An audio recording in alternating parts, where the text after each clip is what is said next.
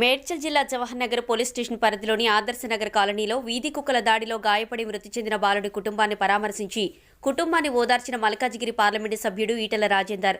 ఈ సందర్భంగా ఈటెల మాట్లాడుతూ అనేక ప్రాంతాల నుండి 1,00,000కు పైగా ఈ ప్రాంతంలో జనాభా నివసిస్తున్నారని, వీరికి ఎటువంటి సమస్యలు వచ్చినా స్థానికంగా ఉన్న మున్సిపల్ కమిషనర్, రెవెన్యూ అధికారులు, ఇక్కడ పోలీస్ సిబ్బంది ప్రజల సమస్యలను పట్టించుకోకుండా గాలికి వదిలేశారని మండిపడ్డారు. జవహర్ నగర్లో అసాంఘిక కార్యకలాపాలకు, మాదక ద్రవ్యాలకి అడ్డాగా మారిందని, జవహర్ నగర్లో ప్రజలు ఎదుర్కొంటున్న సమస్యలపై కాంగ్రెస్ ప్రభుత్వం విఫలమైందని, సామాజిక మాధ్యమంలో సానుభూతి చూపించడం తప్ప చేసేది ఏమీ లేదని మండిపడ్డారు. జవహర్ నగర్లోనే కాకుండా అనేక ప్రాంతాలలో వీధి కుక్కల పెడత ఎక్కువైందని, ఈ విషయంలో జిల్లా కలెక్టర్తో చర్చించామని, బాధిత కుటుంబానికి న్యాయం జరిగేలా చర్యలు చేపడతామని ఈ సందర్భంగా తెలిపారు. 40-50 ఏళ్ల క్రితం తెలంగాణ వ్యాప్తంగా గ్రామాలలో చేయడానికి పనులు లేకపోతే కన్నగడ్డను వదిలిపెట్టి, కనిపెంచిన అమ్మానాన్ని వదిలిపెట్టి పిల్లల్ని వేసుకొని వచ్చి గుడిసెలేసుకొని జీవించే వాళ్ళే బాలాజీ నగర్ ప్రజలు.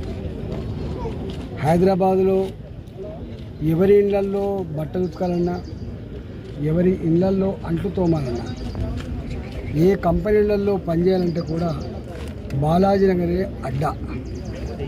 ఎవరికి ఎప్పుడు లేబర్ అవసరం పడ్డా ఒక లేబర్ అడ్డాగా, రెక్కల కష్టాన్ని నమ్ముకున్నటువంటి గడ్డాగా బాలాజీ నగర్ పేరు పొందింది. ఆ తదుపరి అనేక రాష్ట్రాల నుంచి కూడా ఇక్కడ చాలామంది వచ్చి సెటిల్ అయినారు. ఇవాళ 1,00,000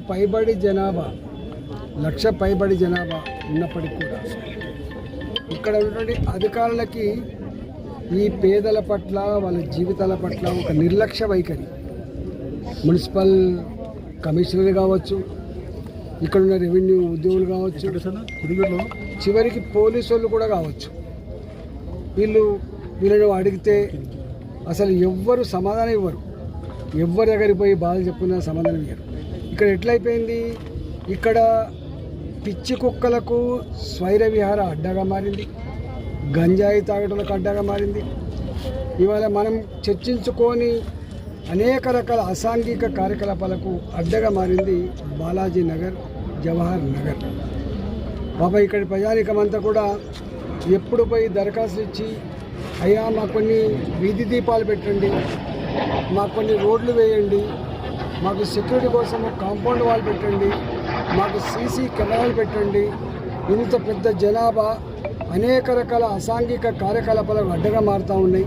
ఇక్కడ పోలీస్ సెక్యూరిటీ పెంచమని చెప్పి ఎన్నిసార్లు వేడుకున్నా కూడా పెడచెమన పెట్టింది తప్ప వాళ్ళ పట్ల స్పందించిన పాపన పోలే.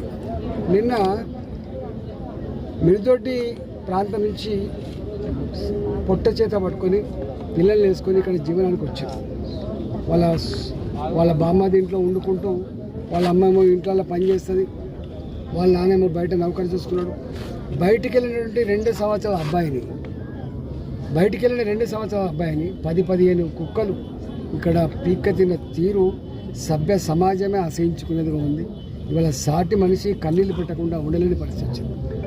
ఇంత జరిగినా కూడా ఇవాళ ముఖ్యమంత్రి గారు ఎవరినో మందలు ఇచ్చినట్టుగా ఏదో పేపర్లు రాయించుకోవడం తప్ప, ఆయన గారు కూడా ఇక్కడ 5 సంవత్సరాల కాలం పాటు ఎంపీగా ఉన్నారు. మరి బాలాజీ నగర్ ఏంటో, బాలాజీ నగర్ ప్రజల బతుకులేంటో కూడా తెలుసు వాళ్ళకి. కానీ వారు మాత్రం కనీసం ఆ కుటుంబాన్ని నేను ఆదుకుంటా అని చెప్పి ఒక స్పష్టమైన హామీ ఇవ్వలేదు. ఇట్లాంటి పిచ్చి కుక్కలు ఒక బాలాజీ నగర్లే కాదు, అనేక బస్తీలలో కూడా ఇట్లా జరుగుతూ ఉన్నాయి. శివారు ప్రాంతాలలో లైట్లు లేక, శివారు ప్రాంతాలలో కెమెరాలు లేక, శివారు ప్రాంతాలలో రోడ్లు లేక నరకం అనుభవిస్తున్నటువంటి పేద ప్రజల యొక్క జీవన విధానంలో కనీసం తొంగి చూసిన పాపన పోలేదు. వాళ్ళు ఒక హామీ, మరి ఇట్లాంటి దాంట్లో మేము సెక్యూరిటీ కోసం చేస్తామని చెప్పి ఏమి హామీ ఇవ్వకుండా ఇలా వాళ్ళ మరణ వాళ్ళకు సాగుకు మాత్రం 50,000 రూపాయలు ఇస్తామని చెప్పి సచ్చినాక 50,000 రూపాయలు ఇచ్చి ఈ ముసలి కన్నీళ్ళు కాలుస్తూ ఉన్నా తప్ప లేదు. నేను డిమాండ్ చేస్తూ ఉన్నాం, ఈ ప్రభుత్వానికి పేదల పట్ల ఏమాత్రం మమకారం ఉన్నా, పేదల జీవితాలను పట్టించుకునే సోయి ఉన్నా కూడా వాళ్ళు చెప్పినటువంటి సమస్యలు ఏవైతున్నాయో వాటి మీద దృష్టి పెట్టాలని చెప్పి, ఇలాంటి సమస్యలు పునరావృతం కాకుండా ఇలాంటి సావులతో గుణపాఠం తెచ్చుకునే పాలకులు ఇలాంటి జరగకుండా చూసే బాధ్యత ఉందని చెప్పి నేను డిమాండ్ చేస్తూ ఉన్నా.